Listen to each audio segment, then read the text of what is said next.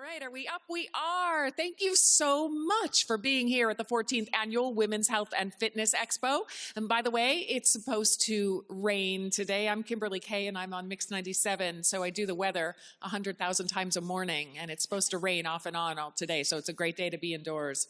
Our next speaker, Ellen Barrett, is known worldwide as the creator of best-selling DVD workouts, including Prevention Magazine's Flat Belly Diet series. I love that. She starred in Fit TV's All-Star Workouts and serves on the Family Health Advisory Board for Family Circle. Her latest book, The 28 Days Lighter Diet, blends women-specific exercise, diet, and lifestyle strategies for optimal physical and emotional health. And Ellen will be right outside the door signing her books after her speech. So please help me welcome Ellen Barrett. Thank you. Thanks. I actually don't have to stand here because I'm mic'd. I said I kind of move around. I'm a fit pro, so I'm always like jumping jacks, step touch. But so I'm very physical. So it's so nice to be here. I'm really happy that this is such a positive event. It gives me faith in the world. There's a lot of preventative medicine out there. There's Western doctors that are completely open to complementary doctors like acupuncturists and massage therapists and Reiki masters. It's really cool, really cool. It fits right in with my book, The 28 Days Lighter Diet. I co-authored it with my buddy, Kate Hanley. You'll see some clips of Kate in this. She's here in spirit, but you'll see her in the PowerPoint presentation. So I want to just give you a little background about my own self, just so you have a sort of reference point. I consider myself a messenger, and I consider myself just someone that brings the energy up. That's my goal. Create optimism, enthusiasm, inspiration, and get people psyched about who they are, what their state of health is, and know that the ball is always in your court. You always have so much involved with your wellness. And it takes away that victimhood that people feel when they get sick or they have knee pain or they are overweight and they just feel really helpless. You're never helpless, and you never need money or anything outside of you to get better. Sometimes it helps and it can expedite it, but you yourself can correct whatever's going on. I believe in curative powers. I don't believe in just managing or coping. I believe you can turn things completely around. And I've seen it with so many of my friends and colleagues and students that have worked with me over the years. So I have a huge cause and effect list where it really does work. I believe it. It's not just this idea. So the 28 Days Lighter Diet is women's specific wellness. We use the menstrual cycle as a foundation to how we live. The ultimate thing here is to pay attention to how you are every day. And from the inside out, we live our life. The problem is, this is never, ever, ever mentioned in any wellness or weight loss book that's specifically about weight loss and exercise. They think we come up to bat every day the same person. Women change a lot, and the change is natural and normal. So every week is different. Our energy shifts, the way we sleep, the way we eat, the way we move, our posture, it affects everything. So this book originally was called 28 Days to Better, but our editor wanted it to be weight loss, diet, which is fine because I'll play that game because weight loss is a huge symptom of getting really better. You find the right weight and you stick with it, and it's hunger-free weight loss. It's amazing. Who thought, right? That's another big thing, hunger-free weight loss. We always think deprivation. But anyway, I'm getting ahead of myself. I'm an exercise bunny, and I came up through the ranks. I did crunch videos. I was the girl wearing the little tiny outfit. I just loved fitness, and I wasn't very deep with how I was thinking about it. I just loved it. It was a mood booster for me. I grew up in a snowy town, and I felt like it kept me warm. And I think my parents were a little depressed, not too motivated about life, a little under the weather about their status in the world. And it was this place where everyone was happy. So I take that with me even now moving into the women's wellness world, and not totally leaving behind women's fitness, because that is a huge, major component to women's wellness, which we'll talk about too. I noticed over the years that everyone I trained, all these women that I worked with, they always complained about PMS or infertility, or they had to have surgery, laparoscopic surgery to remove tumors and fibroids. No one was well. No one. Really fit women and not so fit women, they all had some sort of gynecological discomfort. It might just be painful periods. That was where I came from. I was great 27 days out of the month, and then that 28th day, or the 28th day, when my day one of my period, I was in major pain, debilitated, bent over, barfing. I'd go to the doctor, they'd say, oh, you could take pain medicine. They didn't think it was that serious because all the tests didn't show anything. And I thought, there's something, I'm doing everything right. Why is this happening to me? And literally, it wasn't until I was trying to have a baby that I investigated all this stuff. And I was like, oh my God, there's so much going on that I'm not educated on, and I've been doing wrong. I've been working against my cycle instead of working with it. So I feel really excited that I sort of figured things out for myself, and I no longer have those days. And I wanted to share it with other people. I also started working with my training clients to have this sort of understanding, this tuning in, and letting the body guide you. And then I saw amazing changes. People that used to gain 10 pounds during PMS no longer had that extreme water retention. They didn't need 2 sizes of clothes in their closet. So it's pretty significant when you do these little things. They can be so powerful, and it has nothing to do with pharmaceuticals or surgery. It's you, how you live your life, how you work out, how you eat, how you sleep, and other lifestyle things that are very easy and totally free. So that's what this book was about, and it really came from a need to get this message out there. I was just telling some authors out there that I hope I don't have to write another book. Please, please, God, don't make me do it again. It's not my forte. It's a little too much for me. I want to just be step touching. I want to be doing the Pilates roll up. Anyway, so here it is, the women's book. Really wanted to call it Women's Diet, but that was taken. So here we go. This is Kate, my co-author. We are buddies, and I'm going to show you. I'm going to just play this a little bit. Does this play? Oh, shoot. This is actually supposed to be a video. Can this play as a video? Oh, yeah, it's supposed to. Oh, yeah, I got it right here.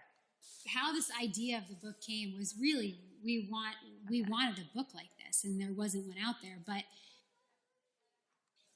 it started off as, it was really good synergy.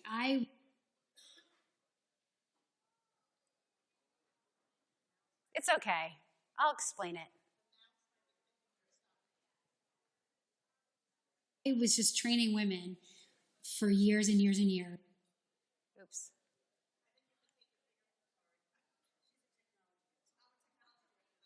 Okay. Okay. There's no mouse. I'm just. How this idea of the book came was really. That's okay. Yeah, I'll have a good picture of Kate. The book came about because Kate wrote this great blog post about how she rested on day one of her cycle. We worked for Whole Living magazine at the time as contributing editors, and we were writing these blog posts for the magazine. And she wrote a blog post that I thought was so honest, and it was different than every other blog post. She basically took a day off on day one, whatever her cycle was. But she had the advantage because she was a freelance writer. She worked for herself from her home, so she could physically, she was capable of not having to go anywhere. So she, on day one, she stayed home in her PJs, rested, putzed around the house, didn't do anything. Immediately, first of all, that whole cycle was smooth as can be, and immediately change. There was no more discomfort. She was one of those women that gained she went up 2 sizes the week before menstruation. And just from not doing anything. So just resting on day one. It sets you up, but also psychologically, you kind of look forward to it because you're like, wow, this is gonna be my Sabbath. So that's how the book came about, because I approached her afterwards. We had always collaborated for articles. I approached her after I read that blog post. We had been friends for many years beforehand. And I said, let's do a whole project about this. Let's do a month-to-month, whole year-long, article, for a series about this for Whole Living. We ended up doing a sidebar in the health, the health and living, column in the magazine. It wasn't like this 5-page spread, but it was the beginning of this book. And so we were both like feminists, and we were both really mad that nothing was ever addressed. We literally did all this research. Any book that had anything to do with the cycle was about fertility or about acne or some random thing. It had nothing to do with wellness, and we thought that was really strange. So here's another deal. This isn't really totally about hormones, but it's about how you affect hormones. So the first thing to notice is the endocrine system is in charge of your hormones. The endocrine system is the thyroid, ovaries are part of the endocrine system, glands, the pituitary gland, the pineal gland, all of these things are responsible for hormones. The endocrine system can be healed and injured. It can be affected by exercise, diet, and other lifestyle habits. So it can go either way. This is something that when you go to the OBGYN or you go to any doctor and you say, oh, I have these weight problems, they always say, cut out the carbs. But there's a lot of weight problems out there that have nothing to do with what you're eating. I mean, there's millions of women that have reduced their calorie content and are still holding on to the weight, are still struggling with weight issues. So what about that, right? What's going on? So the endocrine system can be healed and injured. You can do this yourself. And that's what our book talks about, is exercising, eating, and living so your endocrine system is functioning perfectly, totally perfectly. And then the weight will come off. The body wants to find a nice balance. It really does. It's trying to. The world is fighting you on that, but you can. The next one is hormones fluctuate all month long. When you see those tampon commercials or you see, those jokes in movies about PMS or that time of the month, the hormones are supposed to fluctuate. PMS isn't bad. PMS is imbalanced hormones. There should be pre-menstruation where you gain a little water weight. Yeah, that's what happens. You do feel a little bit more introverted. You don't want to do small talk at a party. Yeah, it's going to bother you. It's going to bug the crap out of you, actually. You're not going to want to go to that party and just talk about the weather, at that time of the month. This is really what happens because the hormones are changing. Hormones affect every single thing. Everything you can think of. The hair, your hair on your head, your weight, your mood, where weight is deposited in your body. Hormones affect everything. So taking it from there and going back to the fact that the endocrine system is in charge of the hormones and we can do something about that, that's pretty amazing. And this is where exercise comes in. As a personal trainer and a fitness instructor, I would see women and I started asking them a questionnaire before I started training with them. Are you on birth control pills? What medicine are you on? Have you had fibroids? I started asking these questions before I started working with somebody, and I would find the cause of the effect in that questionnaire. I would know why they were always struggling to lose 5 pounds or 10 pounds. Birth control pills really upset the balance of hormones. Even IUDs and things that get inserted release a hormone inside your body. A lot of topical creams affect hormones because phytoestrogens enter through the skin. Soy products can affect hormones extremely.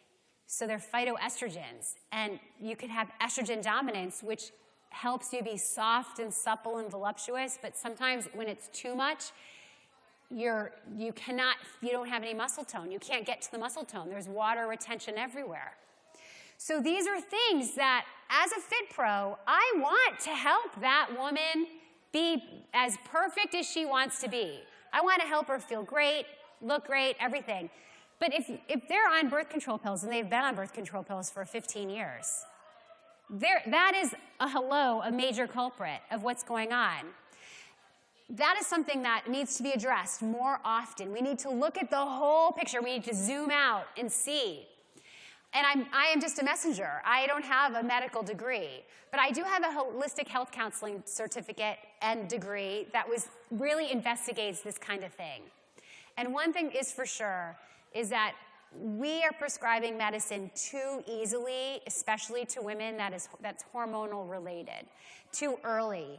The thyroxine medicine affects everything. It kind of masks things until the thyroid crashes and burns. These are things, I'm seeing it every day with people that I work with.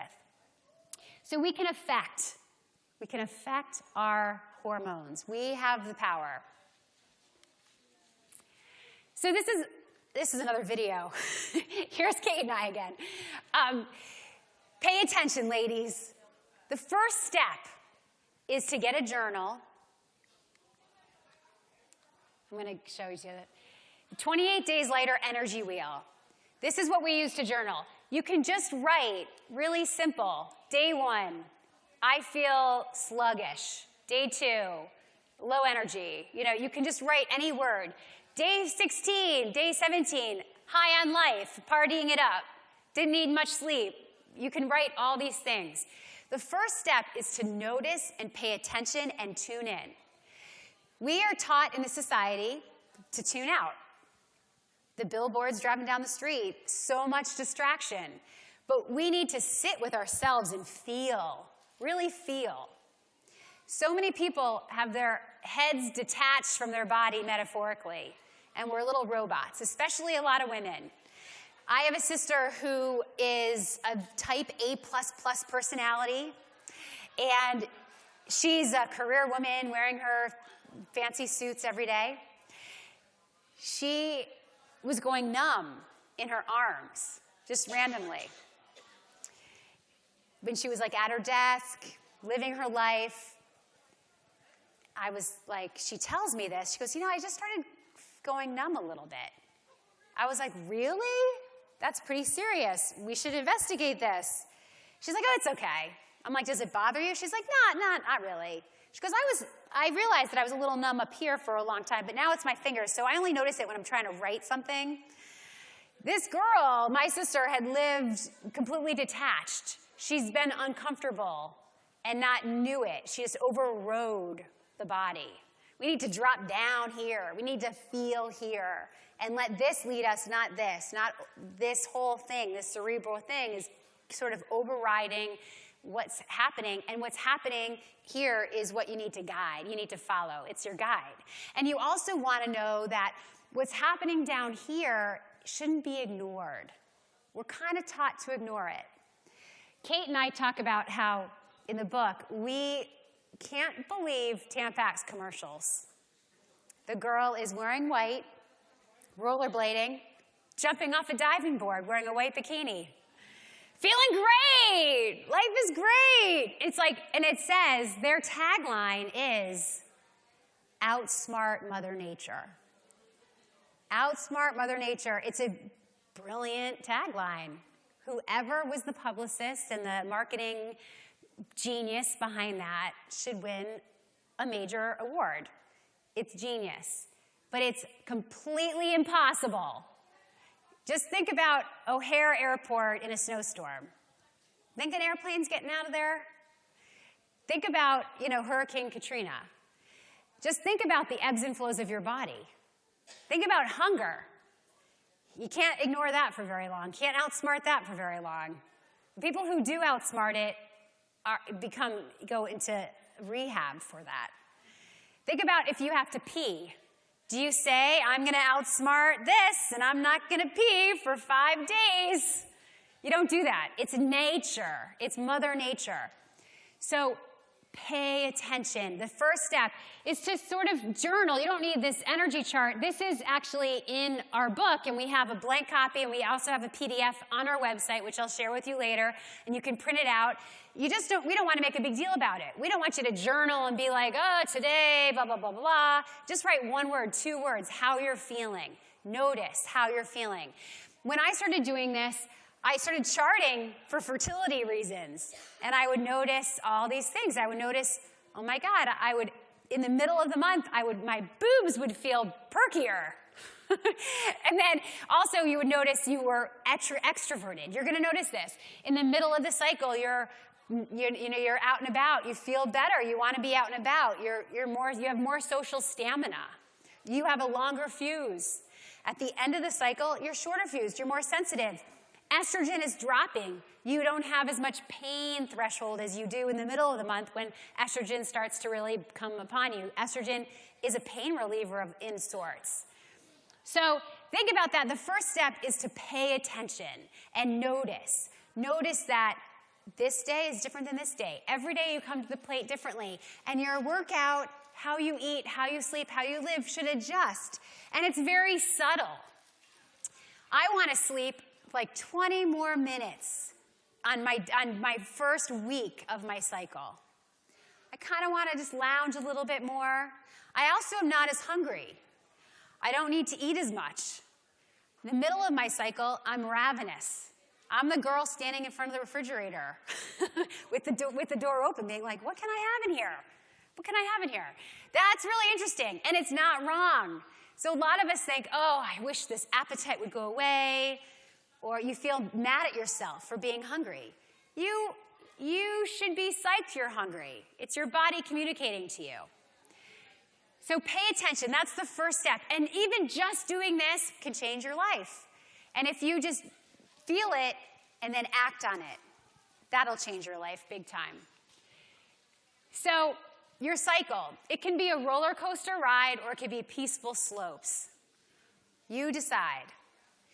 When women have when they have raging PMS, when they have acne that's so severe, when they gain so much weight, or they overeat and eat such extreme stuff that week before their period, it's because something's out of whack. And you're ignoring something and the body's screaming at you and it wants you to pay attention. It's just your body's like a little kid, right? And it's throwing a temper tantrum.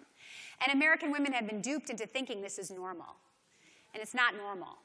PMS is a problem. Premenstruation is normal. If you go to other countries, they're not experiencing extreme PMS like American women are. 85% of American women that are in the menstruating years are experiencing major PMS problems. And that's a problem. So what's it going to be, ladies? Smooth sailing, peaceful slopes, or craziness? Week 1 of your cycle. Now you'll see this. Week 1, we've really bottomed out. This is day 1. So in the book, we break it into 3 phases. Some books break it into 4 different phases because there's 4 weeks technically. And also we have this as 28 days, but it's very normal to have 22 days to maybe 38 days. So cycles can change. But week 1, you can see, we call it the wise woman. You're kind of grounded, you're kind of internal. There's a lot of benefit in week 1. We recommend working out very moderately, but working out maybe, but not on day 1. I'll tell you those golden rules in a second. But just look at those hormones. Week 2 and 3, there's a lot of roller coaster there. There's peaks and valleys there. But overall, when you look at that whole area, there's a lot of hormones. It's pretty impressive. Estrogen is the big dark line. So if you think about that, we do have a little water retention middle of the month, and we also have high energy and a high pain threshold. So weeks 2 and 3 are party weeks. Week 4, phase 3. We call this the vixen. So look, we're bottoming out. This is when people go, say it's a 28-day cycle and you're on day 26. Day 26, day 27, day 28, you want to just go home, shut the door, not come out.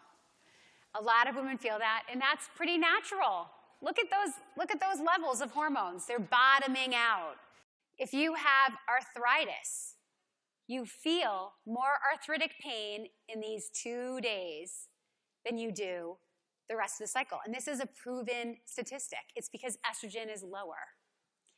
So really key. So if you look in the mid-cycle, we want you to for sure work out. You've got the time, you've got the energy, you've got that social stamina, so you can go take a workout class, you can go walk with your buddy, you could go dancing, you could play tennis, you can be social, and you can work out. It's great. In the 4th week, in the 3rd phase, we want you to really use exercise as medicine. Cardio can boost your mood. Endorphins, that's another painkiller, basically. And natural, Mother Nature's natural pain relief.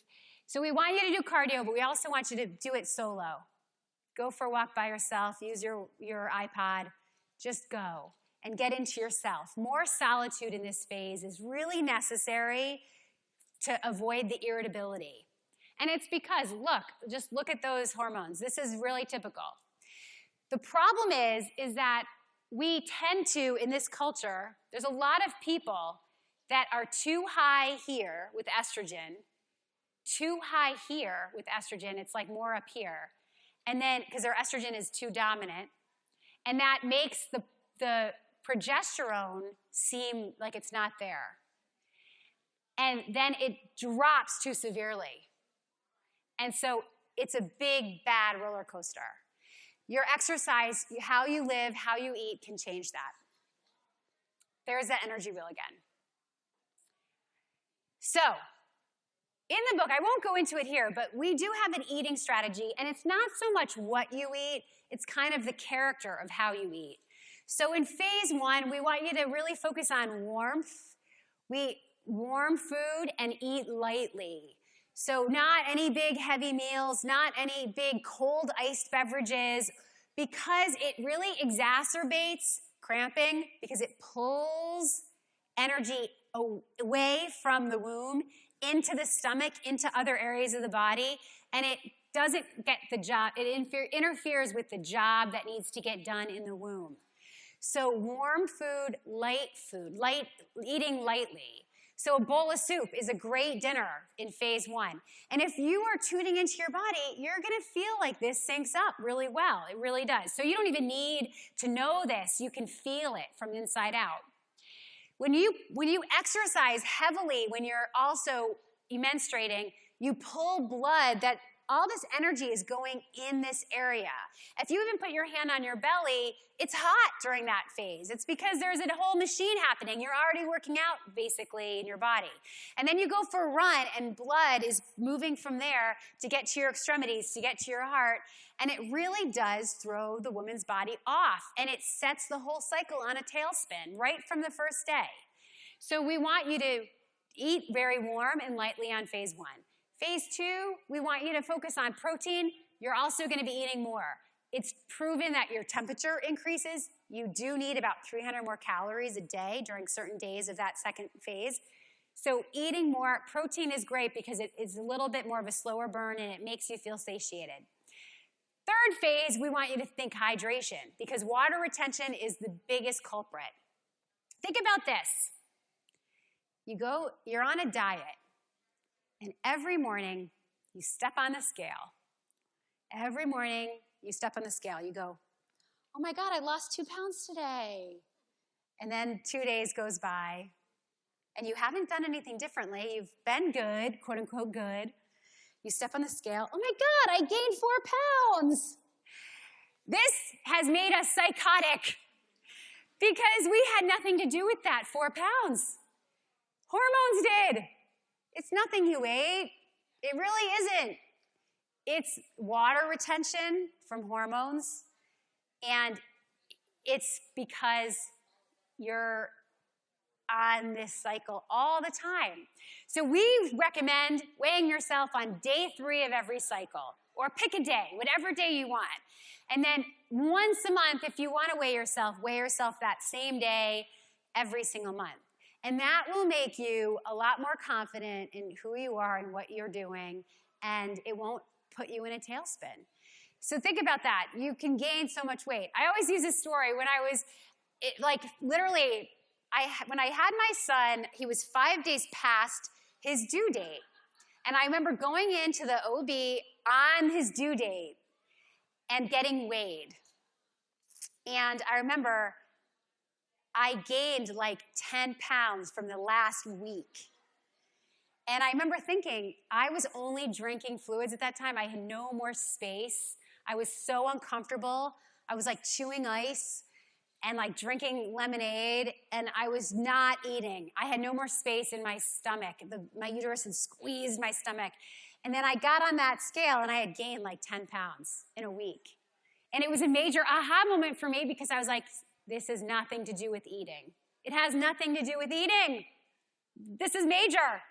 We have put so much emphasis on eating, and it's important, but a lot of weight gain does not have to do with eating. All right, so phase 3 is hydration, because the more hydrated you are, the less likely you're going to retain excess water. So eating, hydration, raw foods, lots of fluids, nothing overly processed, because that's the most dehydrated food. So those are our dietary guidelines in the cycle. Now, these are really interesting, the golden rules. And I'm going to talk for about 10 more minutes, 5 more minutes, and then we'll do a little Q&A, because I'm sure there's a few questions. The golden rules are as follows. Organize your life from cycle to cycle. This is hard. We live in the real world. Our world is organized Monday through Friday. So people sign up for a spin class, and they're like, oh, it's Monday, I'm going to go spin. I want you to think, it's Monday, this might be good for me. Let me feel what's going on in my body, and I'm going to go from there. So if I'm in phase 1, I think spinning might be a little too intense for me today. So, you kind of override those things. You go with your own self. Instead of, oh, Monday, I walked 10 miles on Monday. That does not have to be the case. I'm a fitness pro telling you to go easy on that level. So think cycle to cycle. The second thing is avoid tampons. In the book we say minimize, because we thought we would our editor thought we would have like a witch hunt after us if we were too harsh, but I'm going to be harsh. And I'm harsh in my talks about this. There's a lot of toxic stuff in tampons, and it also stops the process from happening. It really does. It interferes. I should say it interferes. So in the book, we really go on and on about dioxin in tampons is really harmful, and women shouldn't have it anywhere near them. Don't work out on day 1 of your cycle, or possibly day 2 and 3. We have a lot of clients that had really, really, really heavy periods, and they went really long. And it was really interesting. When they didn't work out on day 1, their period got more balanced. It was more manageable just by that one rule. Your body is already working out. There's a lot of energy happening. You already probably feel like you worked out, too, on an energetic level. Number 4 is view your cycle as a GPS system that's guiding you. We're actually the lucky ones, ladies. We're lucky because we actually have way more of an internal compass helping us. We're kind of taught not to pay attention to it and to ignore it and be one of the boys. All of that is hogwash, and it's affecting us on many levels. So lasting, effortless, seemingly effortless weight release. I like weight release. That's exactly what happens on this program, by the way. Weight loss is from deprivation. Weight release just naturally happens. It just falls off you. It's like cleaning out your closet. You don't need that stuff anymore. Natural, seemingly effortless weight release is from a greater mind-body connection, which is what you're going to do with the energy wheel and just paying attention. Greater sensitivity, you start noticing, and this, you'll notice this too. You don't overeat on this. You know when you're full suddenly. You know when you're thirsty and not hungry. You know when you need 10 more minutes of sleep. You're honoring these little things instead of overriding them all the time. Quicker responses to imbalance. Imbalances don't go all the way anymore. It's like a car that's swerving. You get it back on that track. It doesn't go way off course. It stays on track. And that's really ultimately what happens with a greater mind-body connection. And then, again, fewer extremes. So PMS is an extreme. Losing a day of work or needing $20 in pain medicine one day a week, or one day at every cycle is an extreme. We shouldn't need pain medicine for this. This is a natural process. It's natural, and it's great, and it helps us. And there's a lot of other things. We talk about this in the book, that it's beneficial on so many levels for us, for women. So fewer extremes, and then you got it all going on. This is my website, and we have a website for the book, 28dayslaterdiet.com. We also have a big Facebook contingency, but I didn't want to do Facebook up here because you really just need to click on it. It's too long and annoying, and there's codes. So if you go to 28dayslaterdiet.com, you can find our Facebook information. I finished with this quote by randomly Frank Lloyd Wright. I tried to find one from some moon goddess, but I couldn't find one. Study nature, love nature, stay close to nature. It will never fail you. So ultimately, this is not new. It's very old. It's sort of not adding things to your life. It's stripping the blocks in your life. It's not progressing. It's regressing in a really positive way. In our book, we talk about the history of sort of women's wellness with everything from shamans and witch doctors and herbologists. And one thing we really notice is all of them, when you showed up, this was hundreds and thousands, for thousands of years, when women showed up with some sort of problem, the shaman or the witch or the herbologist would be like, number one question, how's your cycle? It's a guidepost. It tells you so much about your other life. And this book isn't about your cycle, it's about your wellness, just paying attention to the cycle.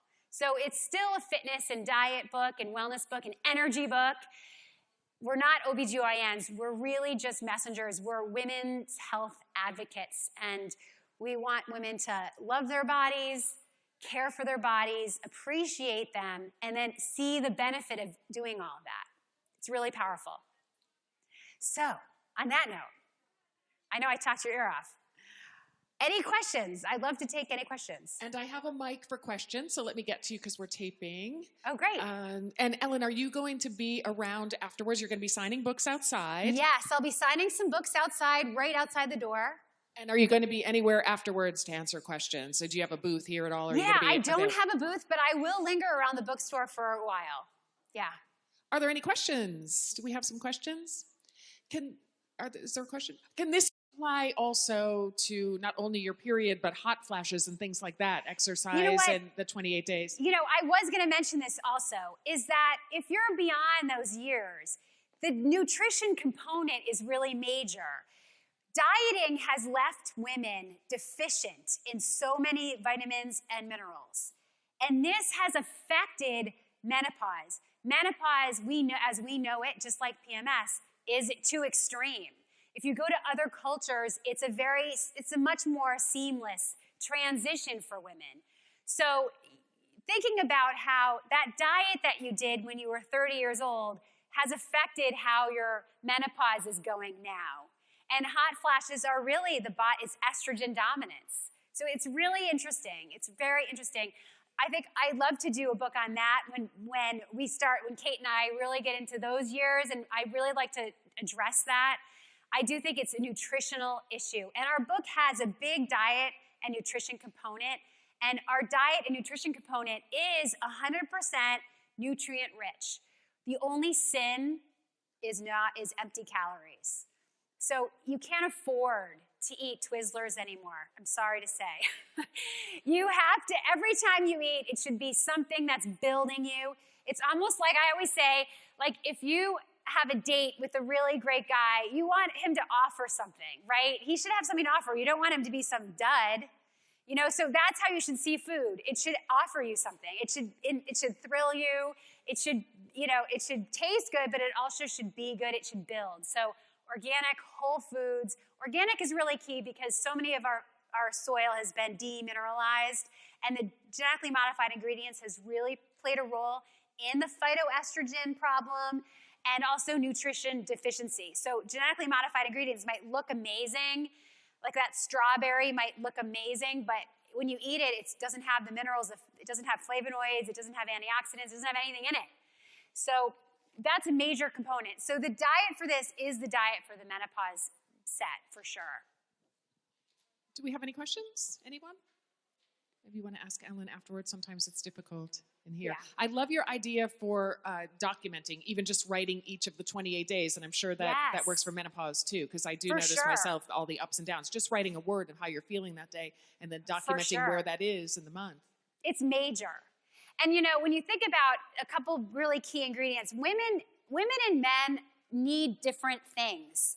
Just like a multivitamin for women in the store, it's not just a marketing strategy. Women actually need different things. And there's multivitamins for women that are in menopause, and they're different than menstruating women. The big thing is our ovaries and our breast tissue house iodine. So we have a bigger iodine reservoir than men. Iodine is the thyroid mineral. It's the mineral that really the thyroid thrives on and needs. If you look at a lot of people with thyroid disease, you start to see that they're deficient in iodine, and then you'll also see a relationship with their ovaries and their breasts because of iodine deficiency. So it's all related. So women need more iodine, women need more zinc, and that's true for menopausal women and also menstruating women. You really need those things. Iron, menstruating women need more iron than menopausal women. I think that's really the only ingredient that's different. And when you look at those next time you go to the health food store and you look at all the options you have for multivitamins, you can see the difference and look on the back and you'll see that iron is pretty major it's like the number one thing because we lose it every month. So it's so important, but it's so nutritionally important. And also, we make it very user-friendly.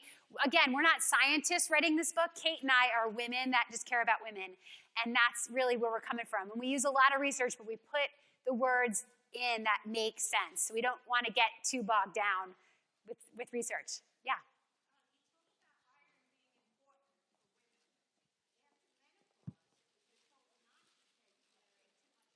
Right. Iron being important, but after menopause, you should not take too much. And you just mentioned that, right? During menstruation. You need much less. And you can definitely get it through food. And it's interesting.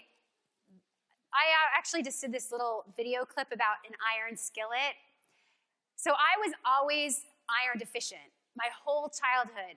I was iron deficient when I was 13, when I started menstruating, and I was just kept on being iron deficient. Every time I went to the doctor, they're like, oh, you're iron deficient. And even when I was pregnant with my son, I was iron deficient. And what's interesting is, first of all, my periods were really painful and probably too heavy. So I had this big hole every month that I had to dig myself out of. So no one really put two and two together because I still was in that parameter of everything's A-okay, right? So that's one thing about iron. But it wasn't until, and then I'm a vegetarian, so people always think you need meat to have iron, but green leafy vegetables have a lot of iron that's really highly absorbable in the body. So it wasn't that. I started using an iron skillet, a cast iron skillet, and honestly, it made all the difference. So all these years, I had probably 20 years where I was constantly being subscribed iron pills. I would take them for a little while. They didn't work. Then I would get, the next year I would take them for a few months. It didn't work. And then when I started using an iron skillet, my iron levels are perfect. And so that's we talk about that in the book, like just that one little lifestyle change can give you, I was warmer for the first time, hallelujah. I was always freezing cold, and you have more energy. And then again, you don't have to get those blood tests to the doctors. They're like, when the doctor was like, check my iron and it was good, I was like, really? Really? I just thought it was my lot in life to have low iron. We have another question. Yeah. I was just wondering, is that because it's more absorbable because it's directly from metal? Yeah, so it fortifies the food. So yeah, it fortifies the food, and I do think it is more absorbable. It might enter the food in a more peaceful way, and then you just get it at little increments instead of like a pill form in the morning. So I do think that that's what happened.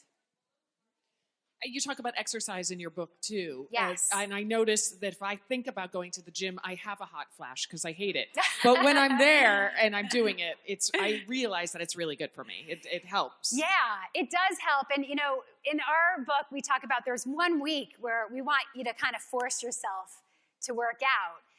And it's that pre-menstruation week where you're just a little lethargic, your body's a little uncomfortable, but the workout will always turn out to be the best thing you did for yourself. So sometimes you do have to force yourself to work out, but sometimes you have to allow yourself to rest and not push it, And a workout, if you judge a workout kind of by the way you're judging your cycle, feel your workout. You should feel it. It should be invigorating and inspiring. It shouldn't be depleting. It shouldn't irritate you. You should be able to have more energy because of it. It should give you back way more than you give it.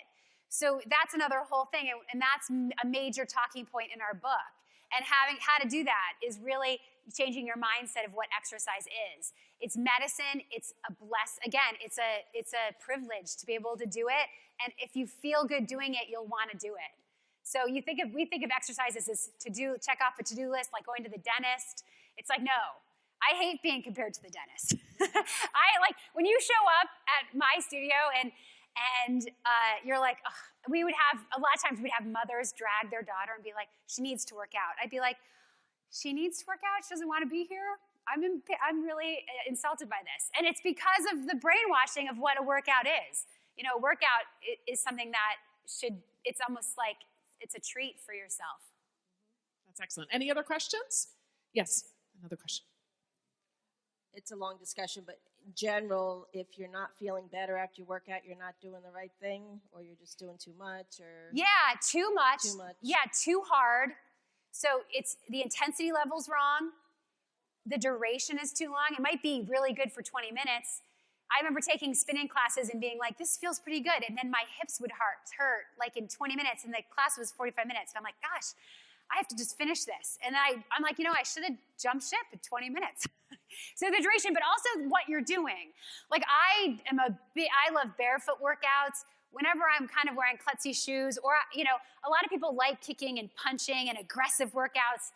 Those they almost made me too hyper, and I almost felt irritated. Like I feel my glands swelling. I would feel like too irritated from it. Like I needed always some soothing sort of thing. Even if it was cardio, I wanted it to be like peaceful and soothing. I never wanted to huff and puff for breath either. So you never want to feel like you're gasping for air. You always want your supply to meet your demand. So for sure, how you feel, like a walk in the woods is different than a walk on a treadmill. And so it's even the environment you're in. So, and even the company you're keeping. So there's so many factors. And again, you want to feel from your inside out. You want to know what's going on. All right, Ellen Barrett. She'll be right outside signing her book, and it's called 28 Days Lighter Diet. Thank you so much, Ellen. Thank you.